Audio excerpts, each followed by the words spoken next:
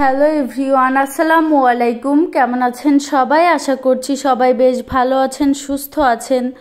তো নতুন আরেকটি ভিডিওতে আপনাদের সবাইকে স্বাগতম। আজ হচ্ছে সকালবেলা উঠেই আমি প্রথমে বাবুদের কাঁথাগুলো ধুয়ে নিয়েছিলাম, তারপরে কাঁথাগুলো ধুয়ে নেড়ে দিয়েছিলাম। সত্যি বলতে আজ সকাল থেকে মনটা ভীষণ খারাপ ছিল, কারণ মেয়ের জ্বর হয়েছিল। আপনাদেরকে বলেছি ওর জ্বর খুব ভালো করে কমে ওঠেনি।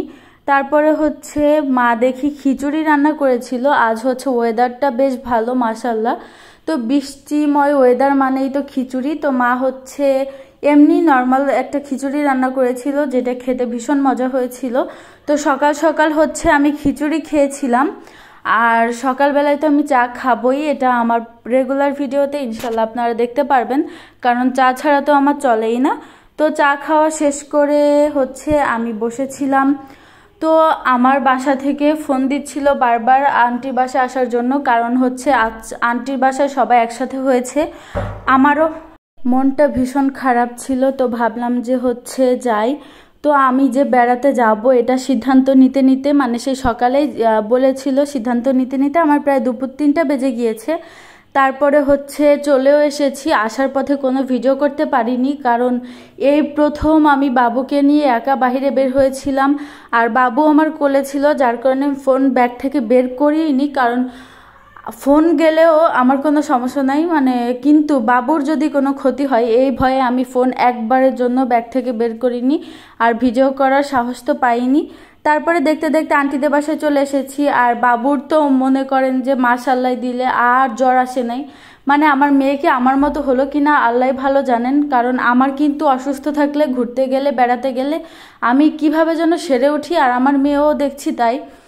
তো ওটা আমার মতোই হয়েছে, কারণ ওর এত পরিমাণ জ্বর ছিল, বেড়াতে এসে পুরো সুস্থ আলহামদুলিল্লাহ। তো এরপরে আন্টির অনেক কিছু রান্না করেছিল মুরগির মাংস, হাঁসের মাংস, তারপরে এঁচড়, এটা এঁচড় বলি আমরা, কাঁঠাল দিয়ে চিংড়ি মাছ বা গরুর মাংস দিয়ে রান্না করা হয়।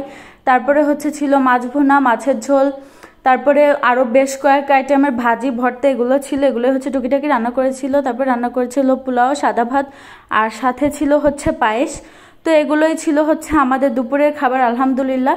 তো আন্টি অনেক কিছুই রান্না করেছিল মাশাআল্লাহ। তো এখানে 2 প্রকার মিষ্টি আর দইও ছিল, ডেজার্ট আইটেম হিসাবে। তো এগুলো দিয়েই মাশাআল্লাহ আমি টুকিটাকি দুপুরের খাবার খেয়ে নিয়েছি। এরপরে আমি একটু চা খেয়েছিলাম, আর সেই সাথে বাইরের পরিবেশ দেখছিলাম। তো এরপরে আন্টিদের বাসা থেকে বাইরের পরিবেশটা এত সুন্দর লাগে মাশাআল্লাহ। আন্টির বাসাটা আমার অনেক ভালো লেগেছে। আমি আগেও একদিন এসেছিলাম, অনেক আগে, কিন্তু আমার ওই দিন না থাকিনি, অল্প কিছু সময় থেকে চলে গিয়েছিলাম। তারপরে আন্টির এই বাসার এই সাইডটা আমার কাছে এত ভালো লেগেছে, সবুজ শ্যামল পরিবেশ আমার অনেক বেশি পছন্দ। এজন্য এই পরিবেশটা আমার কাছে অনেক ভালো লেগেছে। তো আমি এখানে মেয়েকে নিয়ে দাঁড়িয়ে দাঁড়িয়ে দেখছিলাম।